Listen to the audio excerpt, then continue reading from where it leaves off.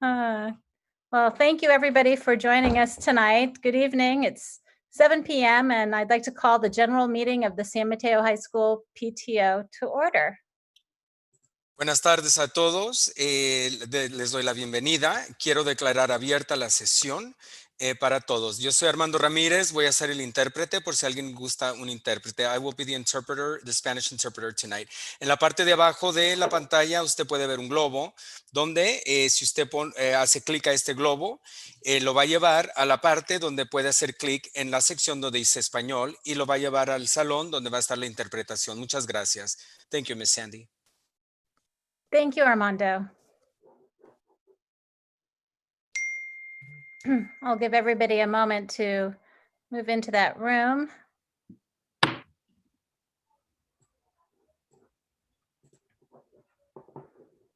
Okay, welcome to our first PTO general meeting for 2020-2021.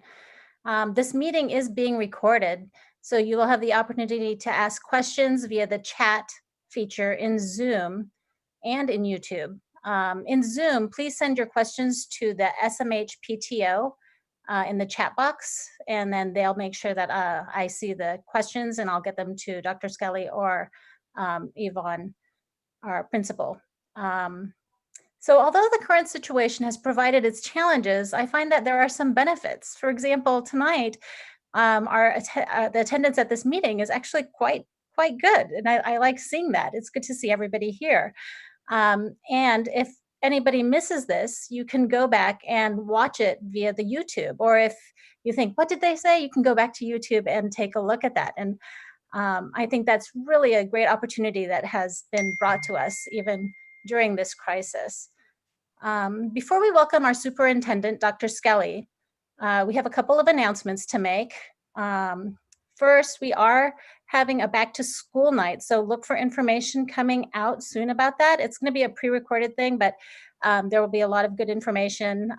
So it's good to know that you'll have the opportunity to see your students' teachers. And also there's an announcement today that picture retakes are this Thursday between 2 p.m. and 4:30. Is RC here? I haven't seen her, yeah. You haven't seen her log in yet? I can come back to RC. Okay, with that being said, we need to approve our annual budget. I put a link. Oh, RC just joined, I'm sorry, yes. Oh, okay, well, let's do RC real quick. RC Molina is our VP of programs, and she's going to put together several of our PTO speaker series this year. And RC has the next meeting already set up and our speaker. RC, would you like to tell us about it? Give her a minute.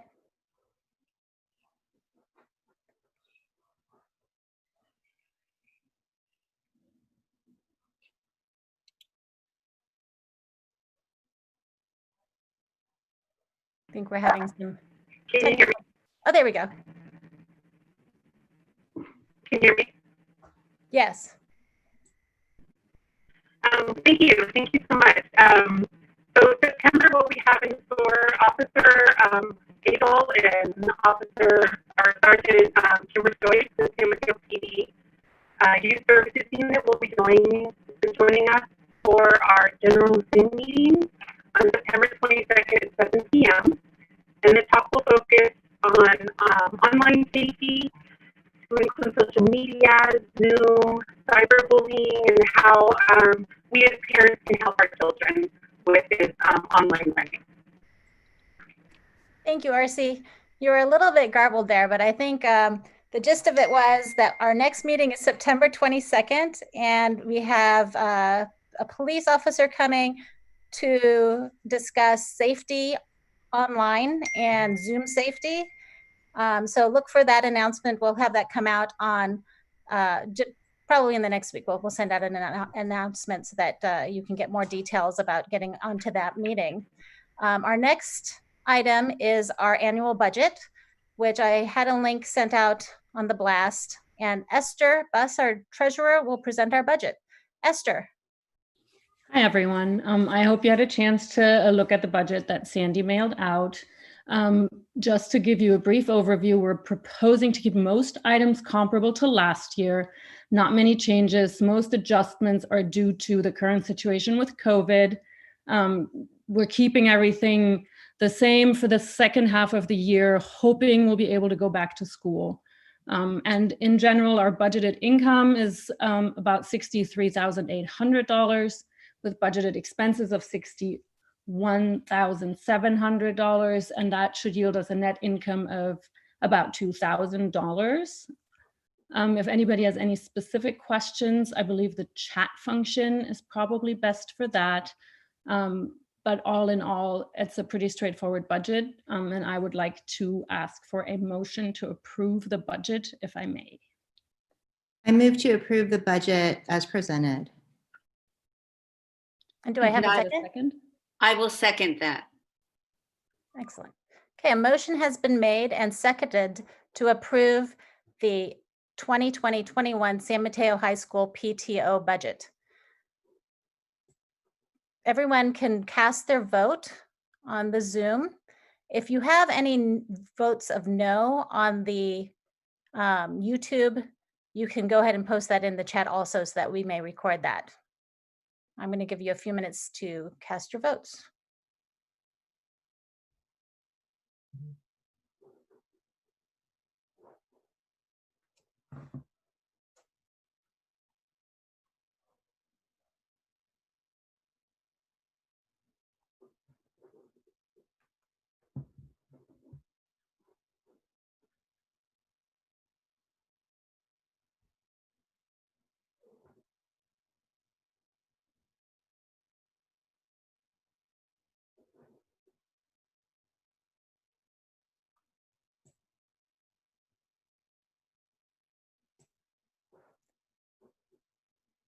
Okay, well, it looks like it was unanimous votes of yes.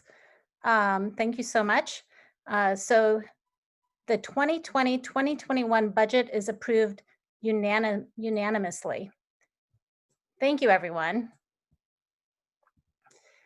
There's another positive that comes out of this. We actually get to see everybody's votes, and you get to do it anonymously. So anyway, now to our speaker, Dr. Kevin Skelly. He has worked tirelessly this summer to provide our schools in the district with the best opportunities available during this crisis. I've worked with Dr. Skelly for a few years now, and I can say that he truly does have the best interest of our students at heart. With that, welcome, Dr. Skelly. Thank you very much. Let's see. I wanted to say that I'm in my basement here. I'm trying to channel my inner Joe Biden and do this meeting from here. I also want to say that I spent a lot of time over at San Mateo High for lots of reasons. But it's just been sort of, well, besides being surreal, it's been really it's always great to be over at the campus and see people there working so hard and continually inspired there. I helped with the textbook distribution, the Chromebooks and other materials, and got to see your kids quite a bit and see the staff working there. That was a lot of fun. And then, we've been meeting all summer, but I was at San Mateo High last Monday at about 8:57, and school starts at 9 o'clock. And so on a typical year for all my whole career, there's a bustle about a campus and all that.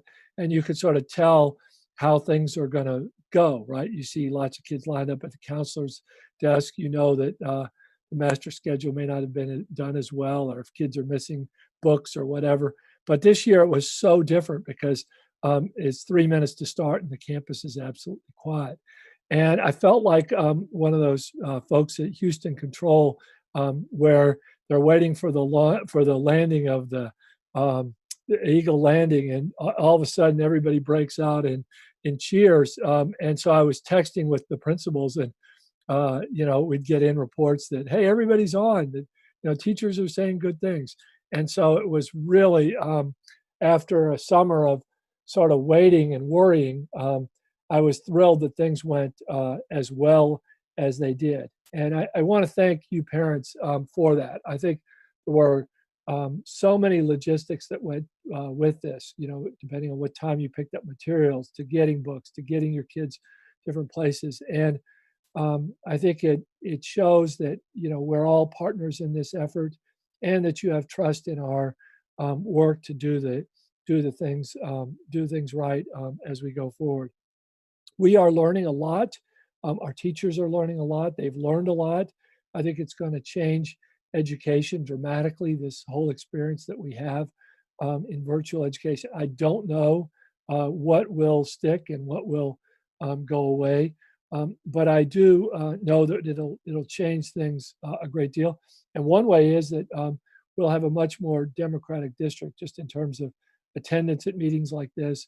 Board meetings, we've had thousands of people at various meetings. We would never have that if people weren't at home. And so I think there is considerably more input into what's going on. I want to say that both for our staff and for our students, one of the big challenges that we're going to have this year is building community. When school ended in March, or when we went to distance learning, there was a community that had been built in all of the classrooms that we had, and the students knew the school, if you will. One of my worries was that how would the staying power be when we started up and classrooms didn't have that sense of community, and how do we build that environment? And so that's something that teachers are keenly aware of, and that you should be aware of. For me, one of the pieces that I've been thinking a lot about is, we have staff members for whom, their lives revolve around school the way it was. And it's not just kids, right? So whether it's the football coaching or coaching other things or seeing their friends at lunch. And so, we're trying as a district to bring in ice cream to support the folks that are there, to really try to communicate with emails on a regular basis with staff. But I think that building community is something that we all need to think about there. We're just getting launched now, but as time goes on, I think it's something for the PTOs to think about at our schools, for you as individuals to think about with your friends and with other people, because learning is a communal act, and it can be done on Zoom and through things like this, but it's much harder. It was mentioned a little bit about back to school. We'll be sending out some announcements on that. It will not be held on Thursday as well as it was planned, but we will go forward. In terms of the instructional schedule, there was lots of input from particularly San Mateo High School on the instructional schedule that we would have. San Mateo High School parents and staff members have strong opinions on things. I think we landed in a good place, but we will be looking at the instructional schedule, the Wednesday time that is, sort of like a minimum day with shorter classes. But we're committed to providing as much instructional time as we can for folks, in part because that's one of the criteria the state is particularly interested in. And we think that students' touch points with their teachers are really important. But you'll be hearing more about that. I do anticipate some questions about, coming back to campus, those kinds of things. Clearly, we're nowhere near in terms of our health standards to have in-person instruction right now.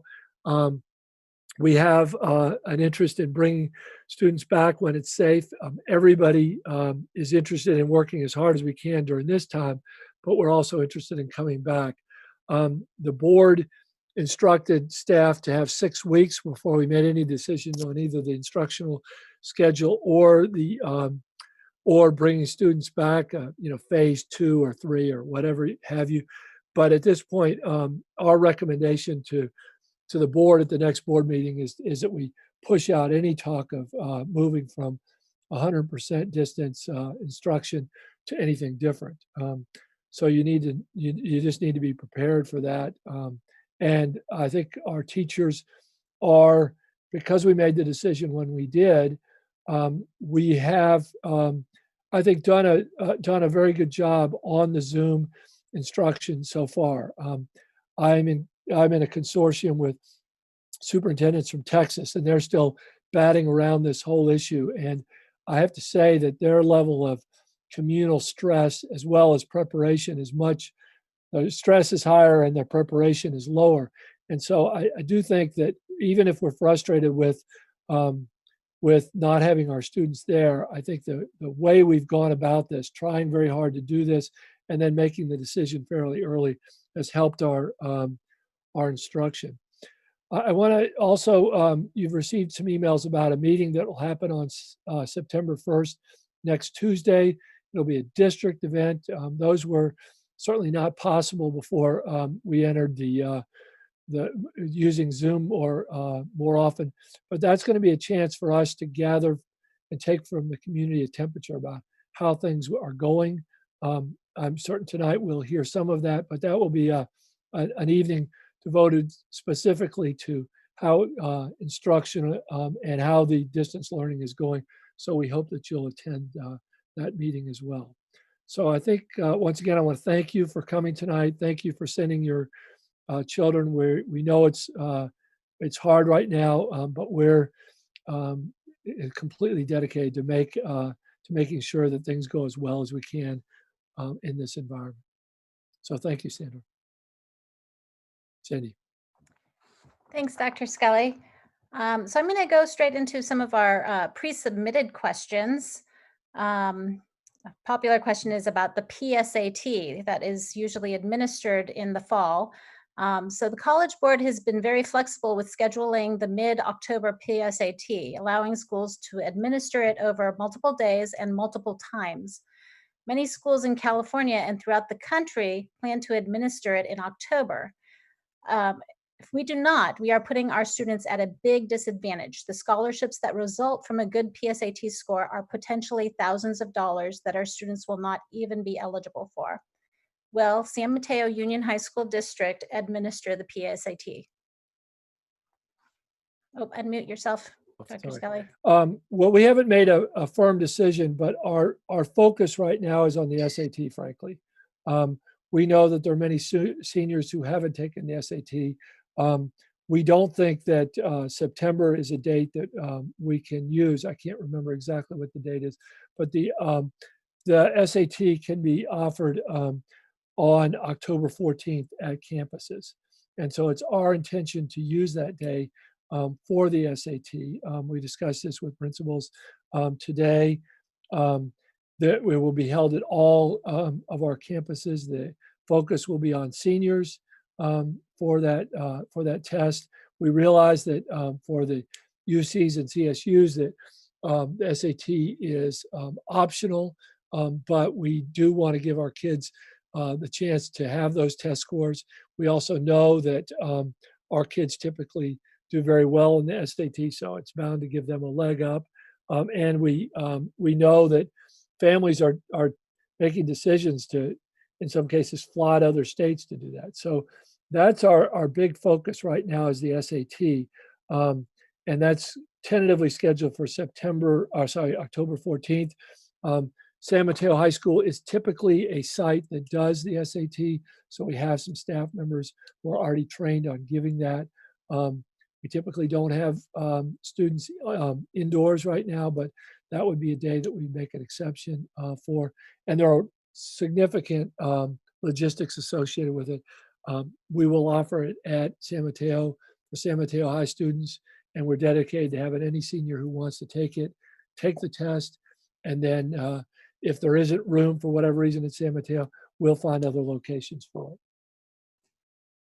Okay, so the priority is providing SAT access for our seniors. That's right. And then we'll eventually offer it to the juniors. You know, if everything goes well, yes. If everything goes well. And what about the ACT? Is that in consideration? I haven't heard much about the ACT. I need to check on that. Okay. And then going back to the original question, the PSAT you're saying is not something we're pursuing right up front? Yeah, that's right. In the past, we've given that test on a school day for sophomores and juniors. Obviously, we don't have the capacity to do that. And so right now, that's not our plan. Okay, maybe it's something we could look into though, because it's Right. it's a very school-based exam. You can't take it at any other schools. Right. I know that that's one of the concerns that I'm hearing here on my questions, that people are concerned that you have to take it at your high school, and there's a lot of students that are worried about their missed opportunities with the possible scholarships that you can get from having a good PSAT score. Yeah, that's a very small percentage, but yes, that does happen. Thank you. Okay, so that you actually answered one of the other questions about administering the ACT, SAT.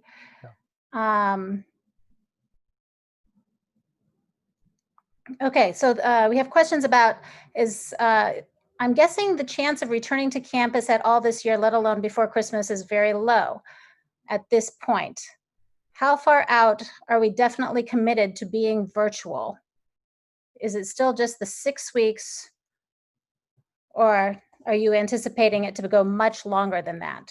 You know, what I've told staff is that they should be prepared to teach virtually for the whole first semester. And Okay. you know, I don't see a reason to make a decision about January now. You know, I would hope that we could be back in session in January.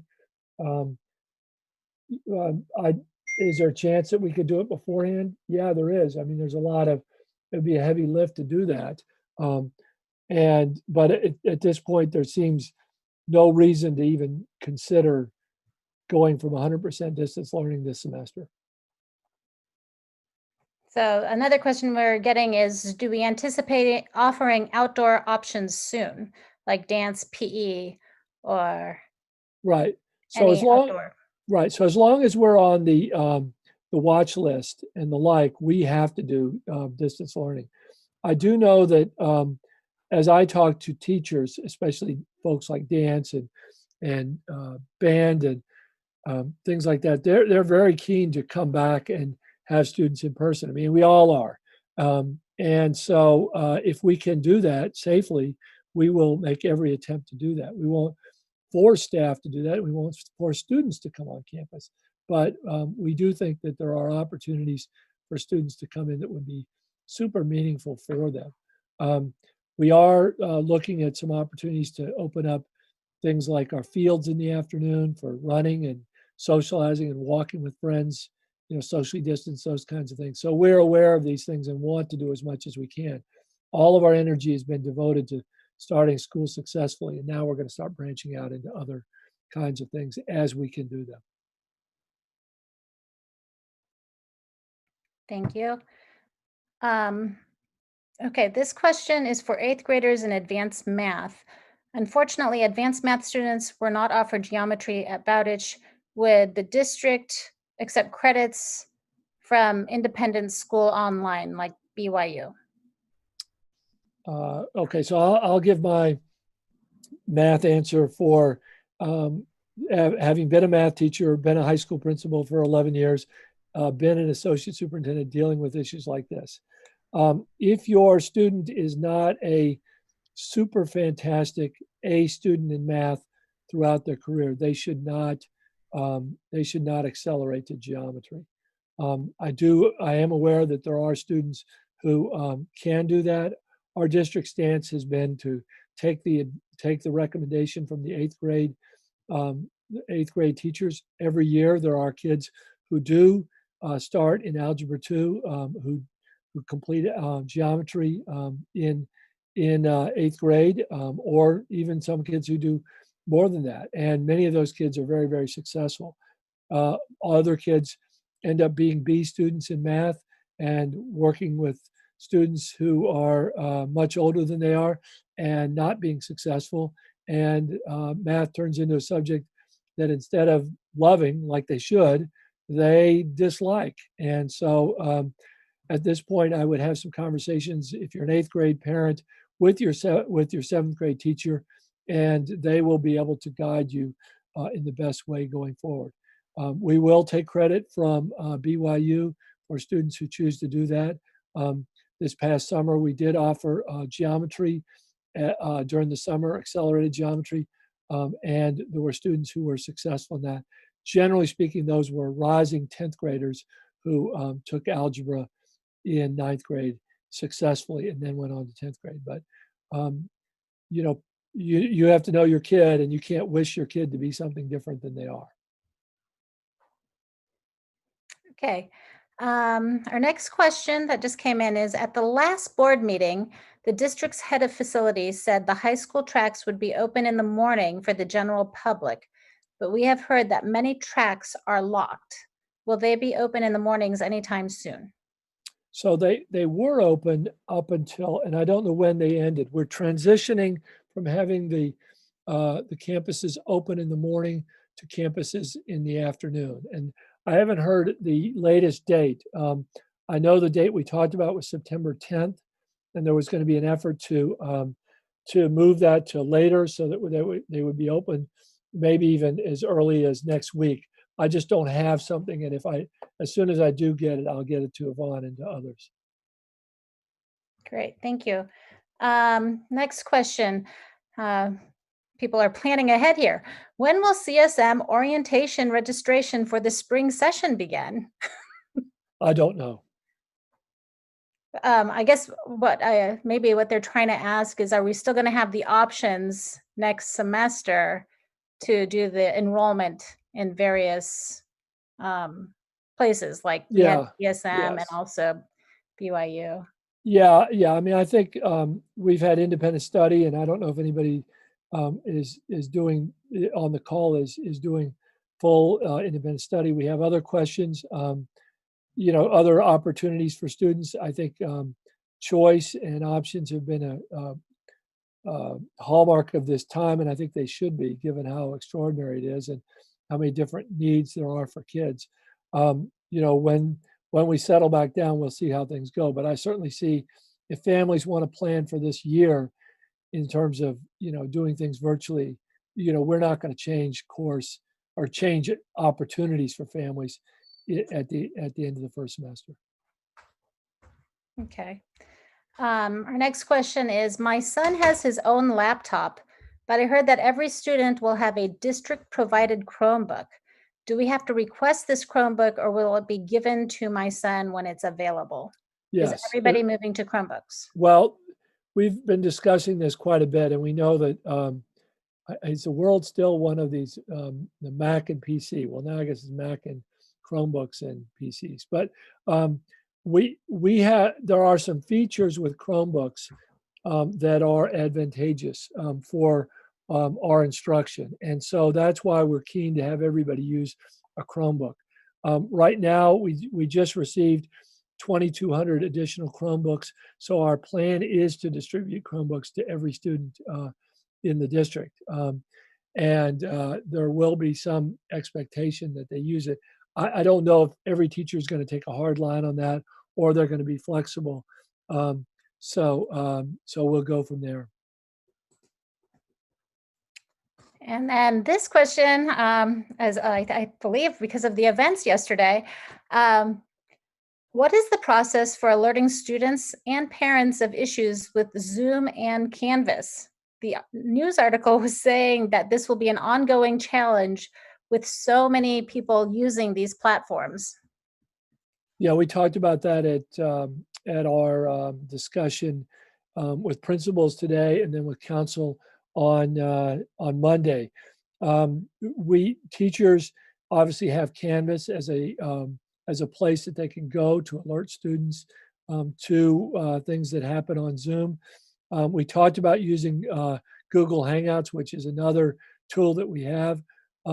Our teachers will, we had a debate at the principals meeting and at the council about how much do we dictate? Okay, here's what you do in this situation versus giving teachers the flexibility to make that decision and using Canvas. So we landed on some general guidelines about that. Alert your principal, let people know. We've had so many strange things to start this year with fires, with the air conditions that we've had, also with the power outages in Pacifica that have affected staff. So there's a whole bunch of things going on here that somehow we've just kept going through and things have worked. And then even the late delivery of hotspots. So it has been a challenging year, and our thoughts right now are that we need to continue to allow teachers to make those decisions, give them some guidelines, and then ask for flexibility on the part of everyone. Thank you.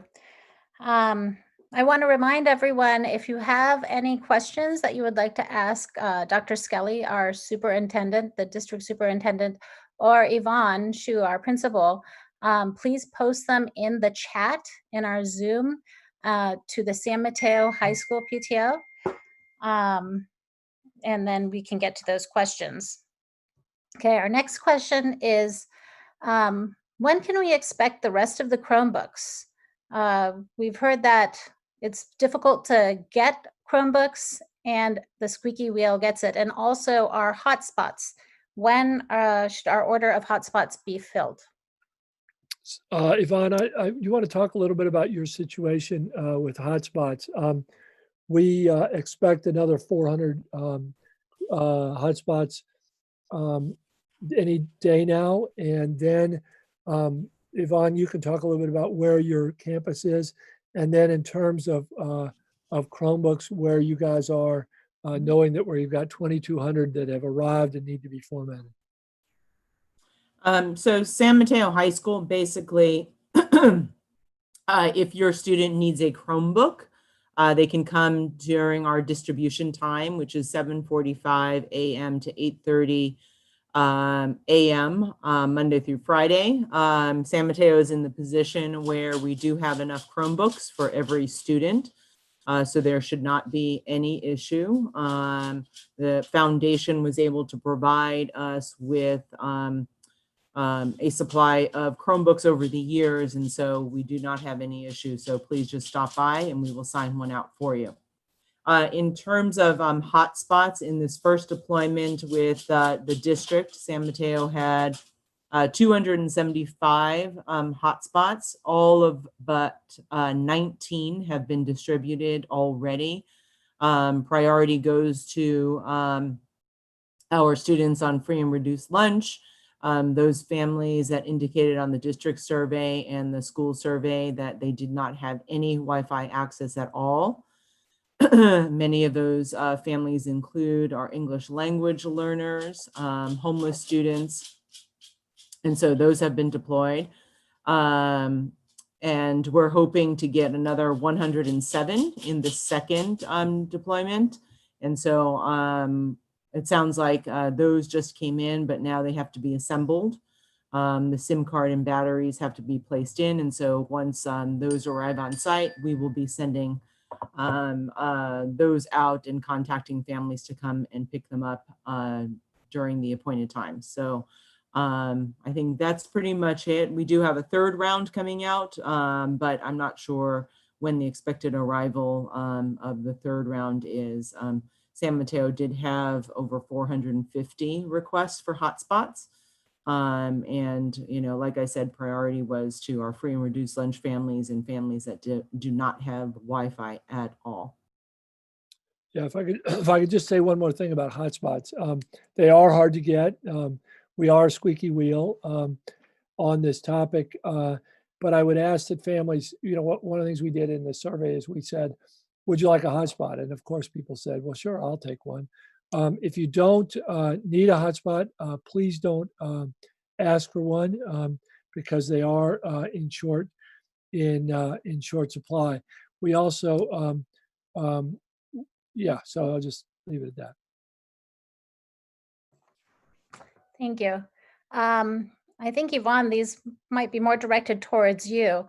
How can parents know what assignments the kids are working on and when they are due? What is the best way to monitor which assignments are due and when?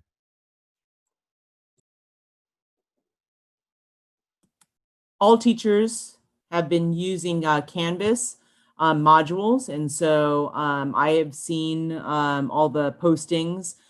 They should be pretty consistent in terms of posting by week and then being able to see due dates in there. So if you ask your student to log into Canvas, you should be able to see that, as well as if you log into Canvas, seeing what is due and what is coming up for your student. Thank you, Yvonne. I think this one is for you, Dr. Skelly. What are the metrics for reopening school and for keeping school open? Will we be able to remain open with few or low cases, or will we have to shut down?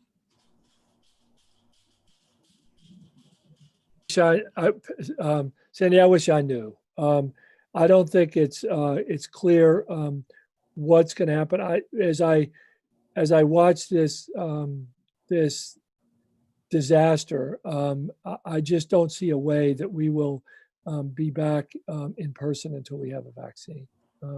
And I don't think it's just going to magically go away, or that we're going to be in a position where we don't have cases. And I don't know what that number would be low enough where we would do that.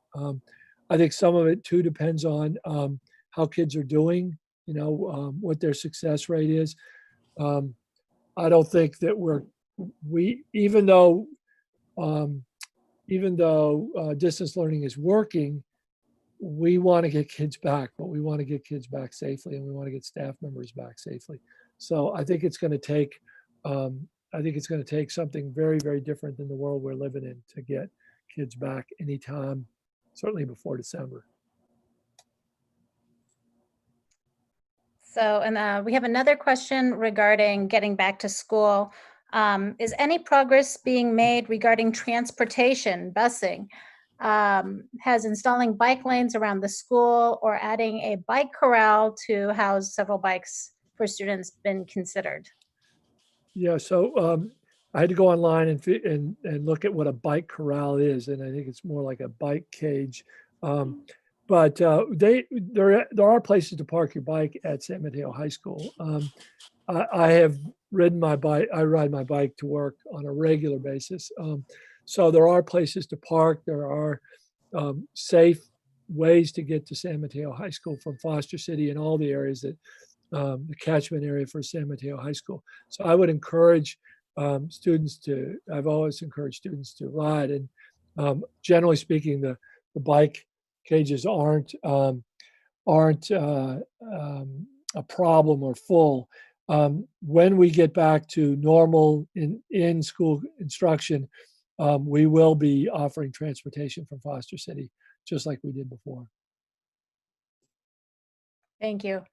Okay, our next question is actually a statement for you, Dr. Skelly.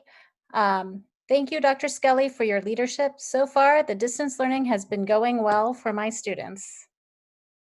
Right? One satisfied customer. That's good. Probably more than one. Okay, next question. To follow up on Chromebooks, do we have to have a Chromebook? I've heard mixed messages, but if our student doesn't need one and is a freshman, do they have to get one? Other school sites are giving them to all students, so I am confused. I think that's you, Yvonne. It's not totally necessary, but just like Dr. Skelly described before, that there are some functionalities. And so if a student requests one, we will give it to them. We understand that sometimes some students do have their own devices, and cameras or the camera quality on their own device wasn't very good. And so they came and checked out a Chromebook. And so we will check out a Chromebook if you would like one. However, we don't want to obviously check one out and it becomes a very expensive paperweight at home. That's true. Okay. If my kid participates in physical training, is it possible to not take PE class?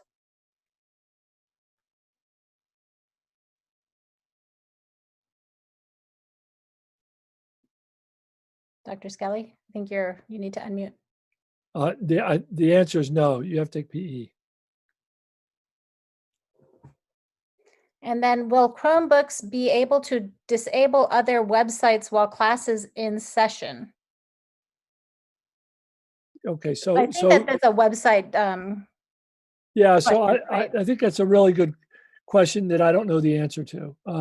When I listen to technology, sometimes I don't listen as much as I should, but my understanding is a part of the reason for having people on Chromebooks are some of the settings um, that can create a better environment around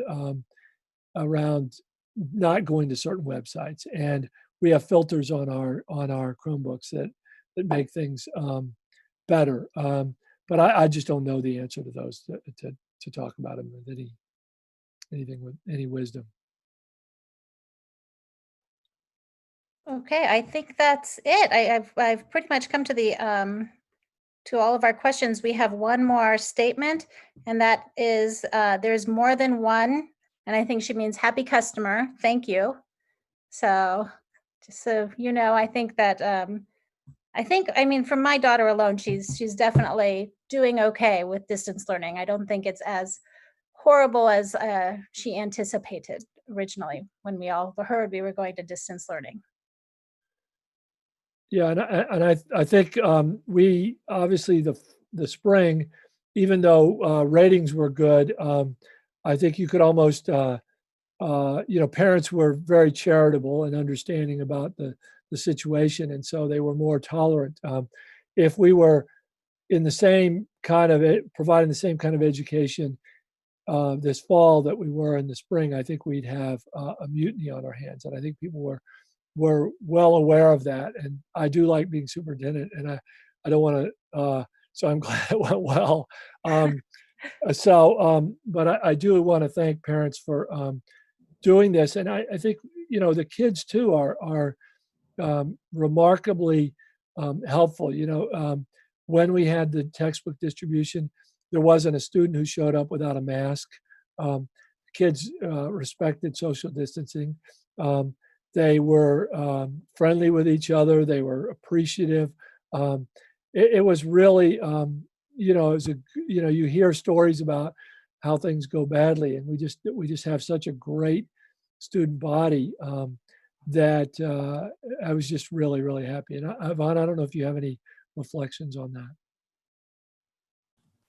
No, I think we were pleasantly surprised that things went as well as they did. We did expect the worst, but it seems like things went off very well. Teachers, while they might be a little tired, were really happy about doing the orientations with students to kind of get them acclimated to expectations and some consistency with the use of Canvas. And so I think that gave us some time to ease into it, as well as teachers feeling supported by one another.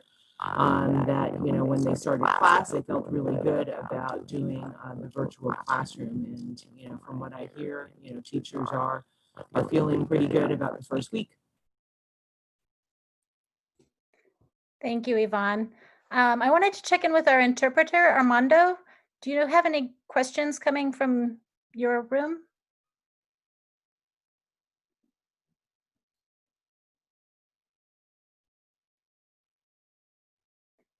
And do you know if there's a way to?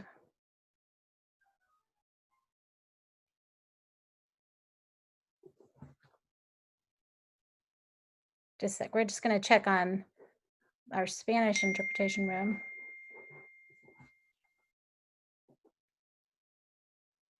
Oh, can you put it in the chat? Yeah, he did. He said, I don't see any questions. Oh, great. Thank you. Thank you, Dr. Skelly. So I think that's it. We are getting more compliments saying that you have actually lots of happy customers. Let me just read this one. Sorry. So I'm not texting. I'm actually just, the group sends me the messages that are coming through the chat, and I read them from my phone. So this one says, we are satisfied too. It's been a good start. So thank you everyone for the very positive feedback. It's good to hear that even with this crisis, we are getting through it. So I do have one other question here. And this is for ninth graders, we are looking for more information about clubs. Where can we get to know about the clubs and that are active this year? So I know we're hosting the PTO is hosting a welcome to the new students and freshman students this Thursday. You might be able to get some information from there. But as far as clubs, they're on the website, and if you go down the club list, it will list all of the various clubs. And I think, Yvonne, is there a teacher associated with each one of those that they'll be able to contact?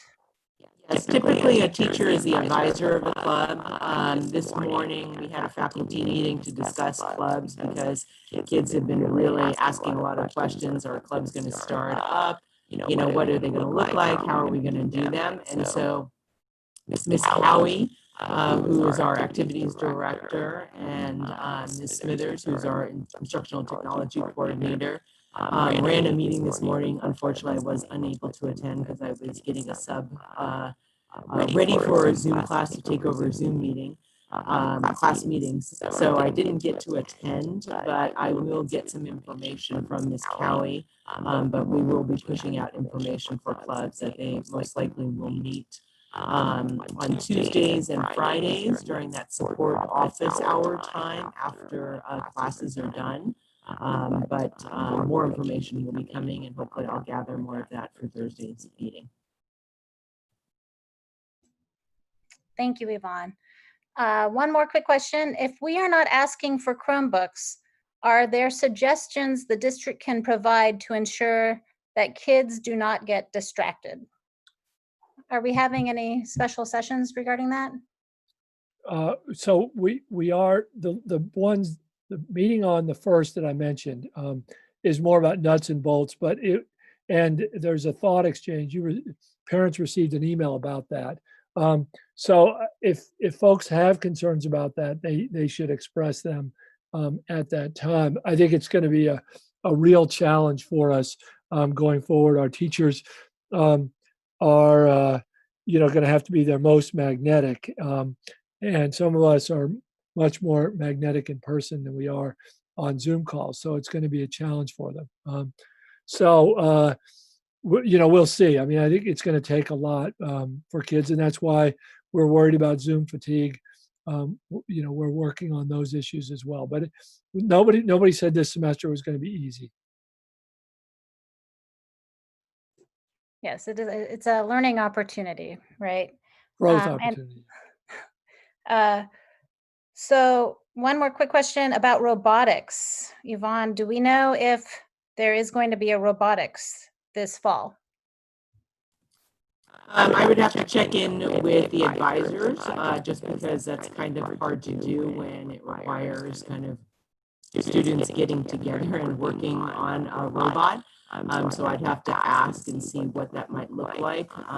We do have advisors for the club, but I'm not sure where they are with running that this year. Okay, and then I got a clarifying question regarding the Chromebooks. So they're looking for suggestions on how to configure their individual laptops to lock them down during the school time so the kids don't get distracted by their laptops. I don't have any expertise to add on this for sure.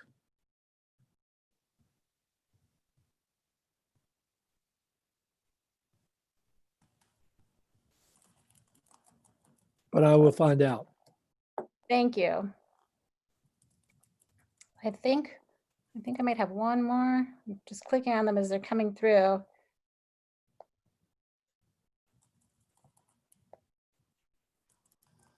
Are any teachers going to require having a Chromebook to take exams? Not without plenty of warning and lots of opportunities for students to get a Chromebook.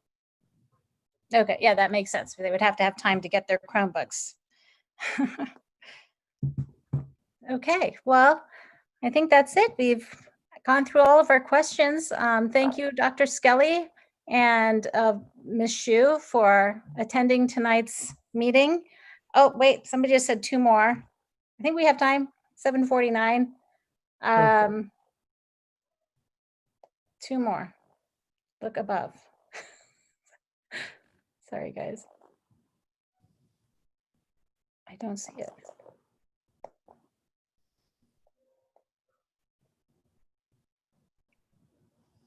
How do I request a Chromebook now if we decide to get one?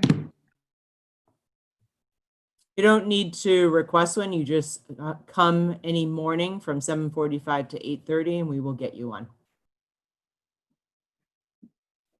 And then I'm not seeing the other one. Anne, since you see, could you, oh, how are labs for chemistry going to work? I think that teachers will probably put together lab kits and then send out a notice for lab kits to be picked up. I know that biotech just did a lab the other day. Biology also had food coloring kits that went out with our textbook distribution. And so at the appropriate time, teachers will send out Canvas messages for families that there's an upcoming materials distribution. The teachers will also work with the administration to make sure that we are set up to do that in a safe way. Just like, you know, novels probably in 6 weeks will change. Materials like lab kits will probably go out, as well as packets for various classes such as math or English. So notices will go out for material pickups. Thank you. Yeah, the lab kit was pretty nice. My daughter is in biotech and she picked up her lab kit, and it was a pretty exciting day at our house at that moment. It's funny how the little things are such big deals now, right? So that was fun. That was our last question. Thank you again for joining us, everyone. Just a reminder that this is recorded, so we will be posting the YouTube to our website so you can review it if you missed anything. We should probably have it posted by tomorrow, if not later tonight. Actually, probably tomorrow, because it takes a while to get it to the webmaster. Otherwise, that's it. The meeting is adjourned. Thank you, everyone, for coming. Thank you, Sandy, for hosting it. And I'm happy to come back anytime. Oh, thank you, Dr. Skelly. It's good to have you. Bye-bye. Bye. Thank you, Ms. Shu.